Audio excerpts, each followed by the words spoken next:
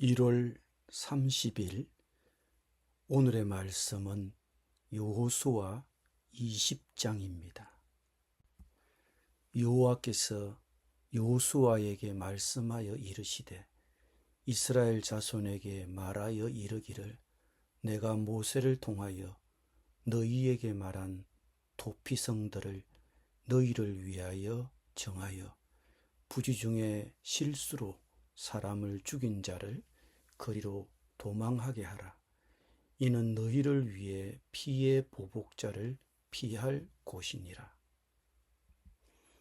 이 성읍들 중의 하나에 도피하는 자는 그 성읍에 들어가는 문 어귀에 서서 그 성읍의 장로들의 귀에 자기의 사건을 말할 것이요 그들은 그를 성읍에 받아들여 한 곳을 주어 자기들 중에 거주하게 하고 피의 보복자가 그의 뒤를 따라온다 할지라도 그들은 그 살인자를 그의 손에 내주지 말지니 이는 본래 미워함이 없이 부지 중에 그의 이웃을 죽였습니다.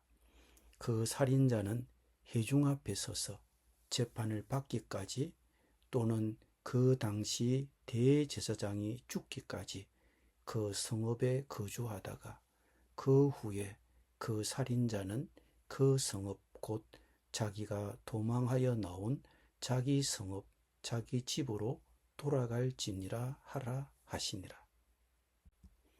이에 그들이 납달리의 산지 갈릴리 게데스와 에브라임 산지의 세겜과 유다 산지의 기랏 아르바 곧 헤브론과 여리고 동쪽 요단 저쪽 루벤 지파 중에서 평지 광야의 베셀과 갓 지파 중에서 길랏 라목과 므낫세 지파 중에서 바산 골란을 구별하였으니 이는 곧 이스라엘 모든 자손과 그들 중에 거류하는 거류민을 위하여 선정된 성읍들로서 누구든지 부지 중에 살인한 자가 거리로 도망하여 그가 회중 앞에 설 때까지 피의 보복자의 손에 죽지 아니하게 하기 위함이라. 아멘.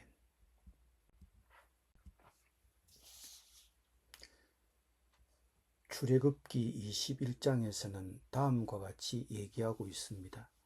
사람을 때려서 죽인 자는 반드시 사형에 처하여야 한다. 홧김에 일부러 이웃을 죽인 자도 끌어내서 죽여야 한다.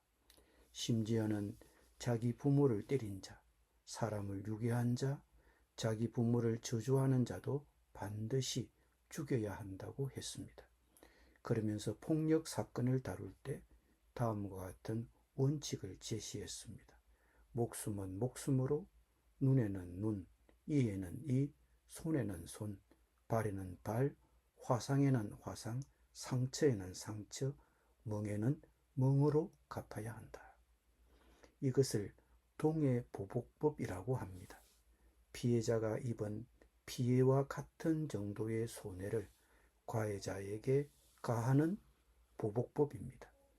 피해자가 입은 피해와 똑같은 정도의 복수만 허용하고 다시 그에 대한 반대편의 재복수를 금지시킨 것입니다.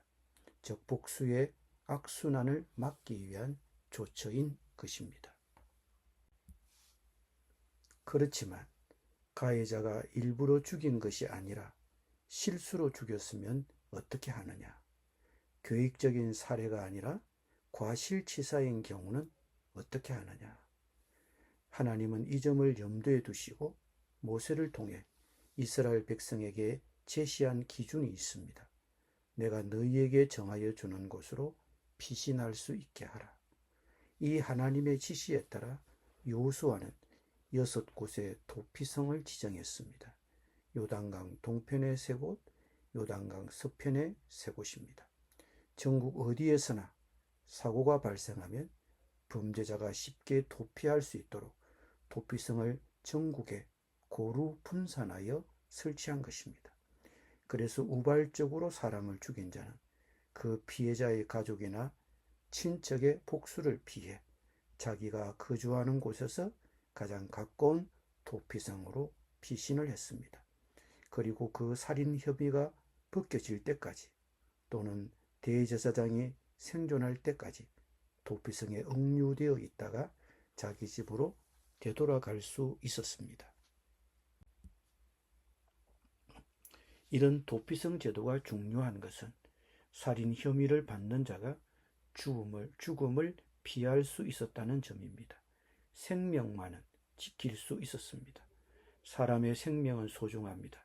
그러므로 비록 범죄한 사람이라 할지라도 그 사람의 인격도 소중하게 생각해야 합니다. 비록 살인자라도 죽일 의사가 없이 우발적으로 사람을 죽였으면 하나님은 그에게 다시 심리받을 수 있는 기회를 주시고 범법 사실이 밝혀질 때까지 그 사람의 생명을 지켜주셨습니다. 그리고 이 도피성 제도를 통해 깨닫는 것은 사람을 함부로 판단해서는 안 된다는 것입니다. 남을 쉽게 판단하지 않도록 해야 합니다. 우리는 보통 확실하지는 않지만 시중에 떠도는 이야기만 가지고 당사자가 없는 자리에서 뒷담화를 할 경우가 많습니다. 그러다 보면 말이 부풀려집니다. 조심해야 합니다.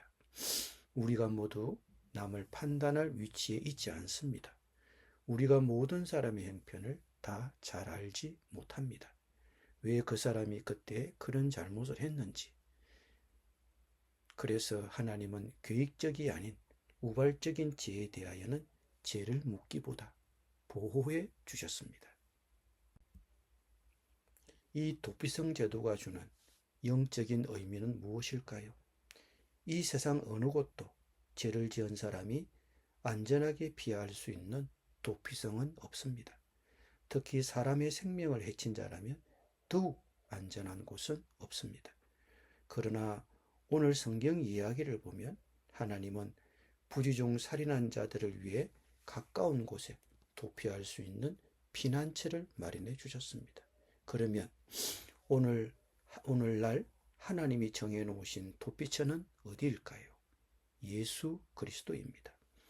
예수님이 인류의 죄를 위해 대신 죽으심으로 우리의 도피처가 되어주셨습니다.